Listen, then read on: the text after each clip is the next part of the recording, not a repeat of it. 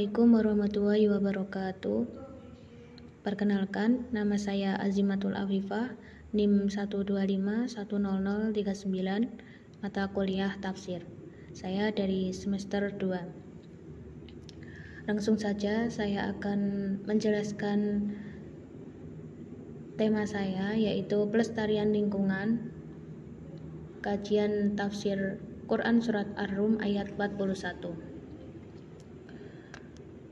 Tujuan mengkaji ayat tentang tanda-tanda kebesaran Allah dan implikasinya bagi pelestarian lingkungan. Di halaman kedua, di situ ada tujuan pembelajaran. Memahami Quran Surat Ar-Rum ayat 41 dan kaitannya dengan etika lingkungan.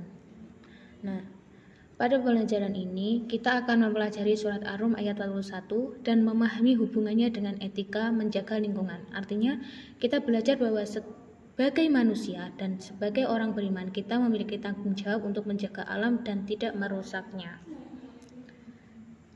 Lalu, ada urgensi tema. Kerusakan lingkungan, panggilan integrasi iman dan tindakan. Nah, tema ini penting karena saat ini banyak terjadi kerusakan lingkungan seperti banjir, pencemaran, dan penebangan hutan. Surat Ar-Rum ayat 41 mengingatkan bahwa kerusakan di bumi banyak disebabkan oleh perbuatan manusia sendiri. Oleh karena itu, kita perlu menggabungkan keimanan dan tindakan nyata, yaitu tidak hanya percaya kepada Allah, tetapi juga berusaha menjaga dan melestarikan lingkungan. Di halaman ketiga, saya akan membacakan ayat Quran Surat Ar-Rum ayat 41. A'udzu billahi minasyaitonir rajim. Bismillahirrahmanirrahim.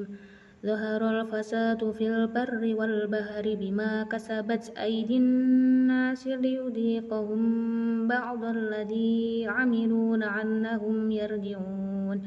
Yang artinya, telah tampak kerusakan di darat dan di laut disebabkan karena perbuatan tangan manusia, agar Allah merasakan kepada mereka sebagian dari akibat perbuatan mereka, supaya mereka kembali ke jalan yang benar. Nah, selanjutnya di halaman keempat, yaitu inti dari surat Ar-Rum ayat 41. Inti dari surat Ar-Rum ayat 41 adalah kerusakan di bumi dan di laut terjadi akibat perbuatan manusia. Allah memperlihatkan dampak dari perbuatan tersebut sebagai peringatan agar manusia sadar, memperbaiki diri, dan kembali kepada jalan yang benar.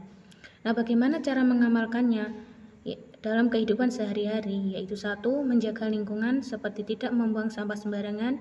2. Menghemat penggunaan air dan listrik agar tidak terjadi pemborosan. Dan ketiga, menanam dan merawat pohon serta menjaga kebersihan lingkungan. 4. Menghindari perbuatan yang merusak alam seperti pembakaran hutan dan pencemaran sungai. Yang kelima, yaitu bertaubat dan memperbaiki diri jika melakukan kesalahan serta selalu mengingat Allah dalam setiap aktivitas. Nah, selanjutnya di halaman kelima ada asbabun nuzul dan konteks historis. Yang pertama yaitu konflik sosial ekonomi. Kalimatnya, ayat menyinggung akibat dosa kolektif, pengabaian moral berujung kerusakan sosial dan materi. Maksud dari kalimat tersebut yaitu ketika banyak orang dalam suatu masyarakat melakukan kesalahan, mengabaikan ajaran agama, dan tidak peduli pada nilai moral, maka dampaknya tidak hanya dirasakan oleh satu orang, tetapi oleh seluruh masyarakat. Akibatnya bisa muncul kerusakan sosial seperti konflik, ketidakadilan, kemiskinan, dan kerusakan lingkungan. Yang kedua, yaitu konteks sirah. Kalimatnya, perhatian terhadap peringatan Allah ketika masyarakat lalai, relevan bagi komunitas yang merusak lingkungan. Nah, maksud dari kalimat tersebut yaitu menjadi peringatan dari Allah agar manusia tidak lalai dan tidak melakukan kerusakan. Pesan ini juga sangat relevan untuk kehidupan sekarang. Misalnya ketika manusia merusak lingkungan, membuang sampah sembarangan, melakukan penebangan liar, atau tindakan lain yang merugikan masyarakat alam. Selanjutnya di halaman ke-6 yaitu ada kosakata kunci atau mufradat. Yang pertama yaitu ada mufradat yad. Yad itu artinya tangan. Tangan manusia, simbol tindakan dan tanggung jawab. Maksudnya itu bukan hanya berarti tangan secara fisik, tetapi melambangkan perbuatan, tindakan dan tanggung jawab manusia. Yang kedua, ada mufradat fasad, yang artinya itu kerusakan. Rusaknya tatanan bisa ekologis sosial, moral. Artinya segala bentuk kerusakan, seperti kerusakan lingkungan, kerusakan sosial, kerusakan moral dan juga akhlak. Yang ketiga, ada mufradat ayah, yang artinya itu tanda atau tanda kebesaran. Panggilan untuk renungan dan perubahan. Maksudnya adalah peringatan atau tanda dari Allah agar manusia itu mau berpikir dan memperbaiki diri.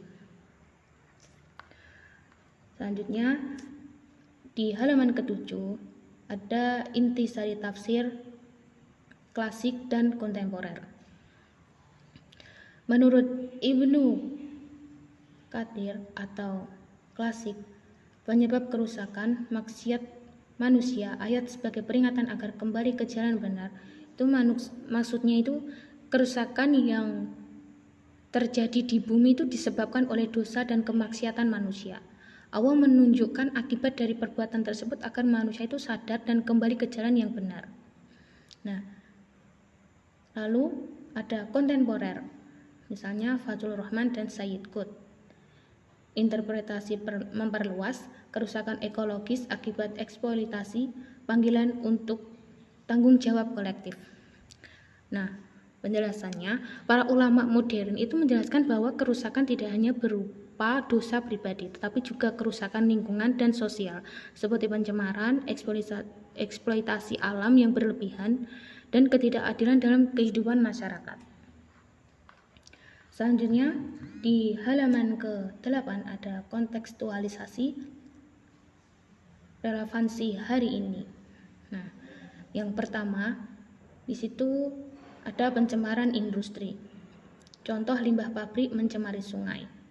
Itu bentuk fasad yang nyata. Nah, maksudnya limbah pabrik itu yang dibuang ke sungai itu menyebabkan kerusakan lingkungan. Ini termasuk bentuk fasad atau kerusakan. Nah, yang kedua itu ada deforestasi. Pengundulan hutan untuk keuntungan jangka pendek. Nah, maksudnya itu penembangan hutan secara berlebihan demi keuntungan sesaat dapat menyebabkan banjir, longsor, dan perubahan iklim. Dan yang ketiga ada inisiatif solutif. Gerakan lokal seperti penghijauan, bank sampah, edukasi religius, dan juga lingkungan. Kita dapat melakukan tindakan nyata itu seperti menanam pohon, menjaga kebersihan lingkungan, mengurangi sampah, dan memberikan pendidikan tentang pentingnya menjaga alam. Contoh studi kasus singkat program rehabilitasi sungai berbasis masjid dan pesantren. Jadi surat Ar-Rum ayat 21 itu mengajarkan bahwa banyak kerusakan di bumi terjadi karena orang manusia. Oleh karena itu manusia itu harus bertanggung jawab, menjaga lingkungan dan memperbaiki perilaku agar tercipta kehidupan yang seimbang dan baik. Selanjutnya di halaman ke-9 pesan moral dan rekomendasi aksi. Nah, di situ ada tanggung jawab kolektif, integrasi ajaran agama dalam praktek pelestarian. Nah, artinya itu menjaga lingkungan itu bukan hanya tugas pemerintah atau orang tertentu saja, tetapi tugas semua orang. Kita harus bekerja sama untuk menjaga alam. Misalnya dengan tidak membuang sampah sembarangan dan ikut melestarikan lingkungan. Dan yang kedua, itu ada pendidik dan dakwah. Yaitu bisa melalui materi khutbah, kajian tafsir tematik lingkungan. Nah, pesan tentang menjaga lingkungan itu perlu diajarkan dan disampaikan kepada masyarakat, baik melalui pendidikan, pengajian maupun dakwah. Tujuannya itu agar Semakin banyak orang sadar bahwa menjaga alam juga merupakan bagian dari ajaran agama. Yang ketiga, ada tindakan konkret seperti program penghijauan, pengelolaan sampah, dan konservasi air. Jadi maksudnya itu tidak hanya cukup mengetahui atau berbicara, tetapi harus ada tindakan nyata seperti mengurangi sampah, menanam pohon, menghemat air, menjaga kebersihan lingkungan, dan ikut dalam kegiatan pelestarian alam. Praktek kecil berkelanjutan membawa dampak besar, yaitu ayat mengajak refleksi dan perubahan. Pesan ini mengajarkan bahwa perbuatan kecil yang dilakukan terus-menerus dapat membawa perubahan besar, misalnya membuang sampah pada tempatnya seperti setiap hari atau menghemat penggunaan air. Yang terakhir, penutup dan referensi. Kesimpulannya dari surat Ar-Rum ayat 41 adalah: yang pertama, kerusakan alam banyak disebabkan oleh perbuatan manusia. Yang kedua, manusia harus sadar, bertaubat, dan bertanggung jawab untuk memperbaiki lingkungan. Yang ketiga, menjaga alam adalah bagian dari ibadah dan tanggung jawab bersama. Refleksinya, kita tidak boleh hanya mengeluh tentang kerusakan lingkungan, tetapi harus mulai melakukan tindakan nyata untuk menjaganya. Dengan begitu, kita telah menjalankan ajaran Islam sekaligus membantu menyelamatkan bumi. Nah, inti pesannya yaitu jagalah alam, karena menjaga lingkungan adalah bagian dari tanggung jawab manusia kepada Allah dan sesama makhluk. Referensi tafsir ini yaitu dari Ibnu Katsir, tafsir Al-Quran Al-Azim. Yang pertama Ibnu Katsir, tafsir Al-Quran Al-Azim. Yang kedua Fal Ar-Razi, Mafatih Al-Ghaib. Yang ketiga Sayyid Qutb, Fil Zilalil Al-Quran. Yang keempat tafsir Kementerian Agama Republik Indonesia. Cukup sekian.